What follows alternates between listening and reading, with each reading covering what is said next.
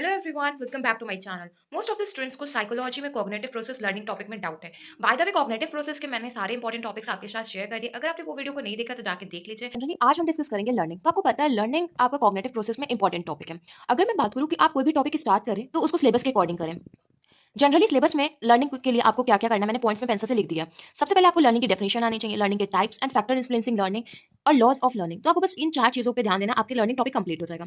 तो सबसे पहले आप डेफिनेशन, मैं फिर से कहूंगी डेफिनेशन जो आपको इजी लगे, जिस बुक से इजी लगे, जिस ऑथर की इजी लगे वो आप लर्न कर लीजिए, क्योंकि definition as it is form में लिखनी होती है और आपको जैसी कंफर्टेबल हो उस अकॉर्डिंग लिखिए। जनरली मैं वो बता देती हूँ जो डेफिनेशन मैंने लर्न करी थी। मैंने गार्टनर एंड मुर्फी की लर्न करी थी। The term learning covers every modification in behaviour to meet environmental requirements. अगर मैं बात करूँ जो एक लर्निंग एक टर्म है वो सब कुछ हम लोगों को सिखा देता है। लर्निंग का मतलब ही होता है हमें सीखना, जिसमें हमें इंटरेस्ट होता है, राइट। सबसे खास बात बताऊं लर्निंग से क्या होता है, हम लोग एनवायरमेंटल रिक्वायरमेंट्स को जान सकते हैं। बस आपको इस तरीके से डेफिनेशन लर्न कर लेनी है एज इट इज, क्योंकि ऑथर नेम के साथ आप लिखेंगे, राइट। नेक्स्ट आपका क्या है, टाइप्स ऑफ लर्निंग। तो सबसे पहले आप हेडिंग देख लीजिए कि कौन कौन सी हेडिंग है। तो सबसे पहले आपकी हेडिंग है स्टिमुलस रिस्पॉन्स लर्निंग, नंबर 1। दूसरी आपकी है perceptual learning, number 3 verbal learning, number 4 motor learning, number 5 concept learning, number 6 problem solving learning. आपके टोटल 8 टाइप्स की लर्निंग होती है।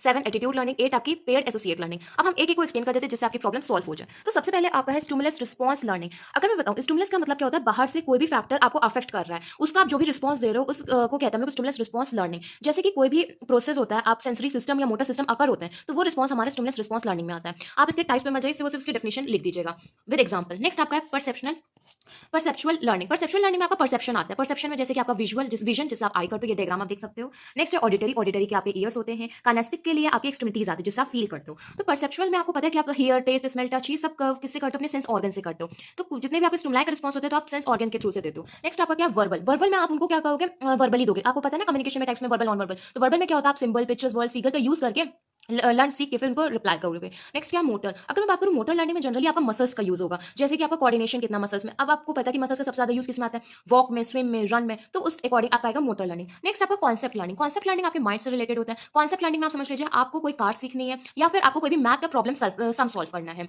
इसे आप समझ सकते हो।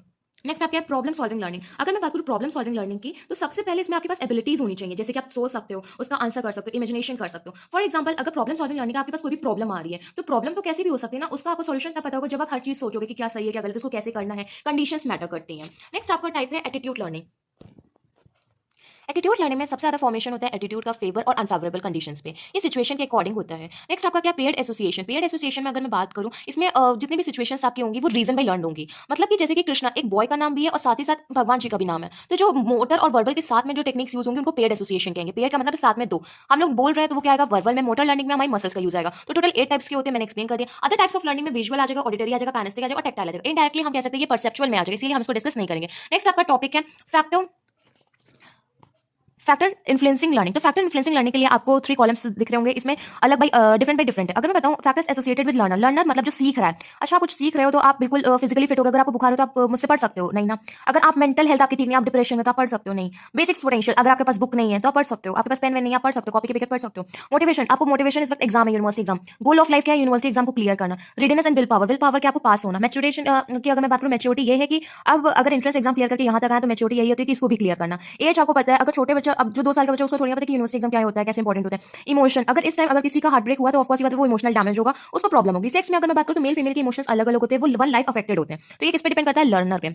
नेक्स्ट क्या है, factor associated with types of learning experience. Types of learning experience का मतलब है सबसे पहले nature of learning experience. Nature, method, meaningfulness और अमाउंट। अगर मैं बात करूं, आप और हम कुछ ना कुछ अपनी लाइफ में सीखते रहते हैं, लर्निंग का एक्सपीरियंस करते रहते हैं। आप जो सीखते हो अपने आप में, तो आप आपके जब जूनियर रहेगा तब आप उनको सिखाओगे, तो क्या आप बताओगे, आपको एक्सपीरियंस के साथ बताओगे। जैसे कि आप यूनिवर्सिटी एग्जाम दे लोगे तो आपको एक एक्सपीरियंस हो जाएगा कि यूनिवर्सिटी एग्जाम कैसे होता है, फिर वही चीज आप अपने जूनियर को ट्रांसफर करोगे। मेथड, मेथड का मतलब क्या होता है, कोई टेक्निक्स होती है। जैसे मैंने जो टेक्निक यूज करी थी, मेरा स्कोर अच्छा है, तो मैं चाहती हूँ टेक्निक्स आप भी शेयर करो, अपने मैंने शेयर करी आप भी उसको अपना अपनाओ और आपके भी मार्क्स अच्छे हो, वो मेथड है।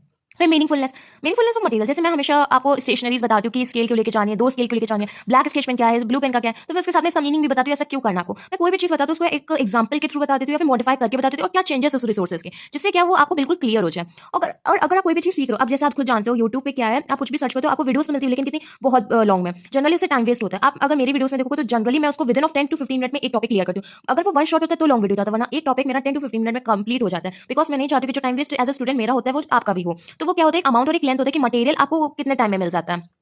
नेक्स्ट क्या factors associated with main and material. आपकी पढ़ाई और आपके बीच में क्या फैक्टर्स है जो इन्फ्लुएंस करते हैं। तो क्वालिटी ऑफ टीचिंग, अगर आपके टीचर आपके कॉलेज में अच्छे से पढ़ा रहे होते तो आप शायद ये वीडियो ना देखते। तो ये क्या होता है, क्वालिटी। फिर क्या होता है, लर्निंग मटेरियल। लर्निंग मटेरियल, अगर आपके पास आशिवानी बुक है या फिर कोई बहुत अच्छी बुक है तो आपके पास मटेरियल अच्छा, तो आपको टेंशन नहीं होगा, आपको उतना नोट्स, उतना वीडियोस, उतना ज्यादा उसकी मीनिंग निकालने की जरूरत नहीं है। नेक्स्ट क्या, टेक्स्ट बुक। आपको पता है कॉलेज में ऐसे नोट्स अवेलेबल नहीं होते और कहीं कहीं पे होते तो सिर्फ वो पीपीटीज दे देते हैं, उनसे टेक्स्ट बुक इतनी अच्छी हमारी नहीं बन पाती। अगर टेक्स्ट बुक अच्छी तो हमारी लर्निंग भी बहुत अच्छी होगी।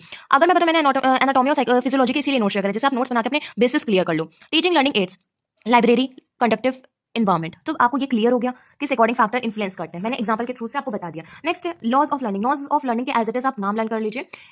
सबसे पहला law of disuse, law of recency, law of primary, law of purpose, law of association, law of readiness, law of effect, law of exercise, law of frequency. अगर कभी आपके में लर्निंग पूरा टॉपिक आता है तो मैंने जितना बताया आपको उतना मेंशन करना है। नेक्स्ट अगर सेपरेट पूछा जाता है तो आप उतना मेंशन कर दीजिएगा अकॉर्डिंग टू द क्वेश्चन। अगर इनलिस्ट करने को होता है लॉज ऑफ अर्निंग, तो लॉज ऑफ लर्निंग सॉरी, तो आपको इस तरीके से डायग्राम बना के कर देना है और इन सबके नाम लिख देने हैं। आपका लर्निंग टॉपिक कंप्लीट हो गया। अगर आपको लर्निंग टॉपिक से रिलेटेड कोई भी डाउट हो तो प्लीज कमेंट बॉक्स में मेंशन कर दीजिए और अपनी प्रैक्टिस रिवीजन स्टार्ट अच्छे से करिएगा। कोई भी डाउट हो तो please mention in the comment box. Like the video, share the video, subscribe to the channel. Thank you.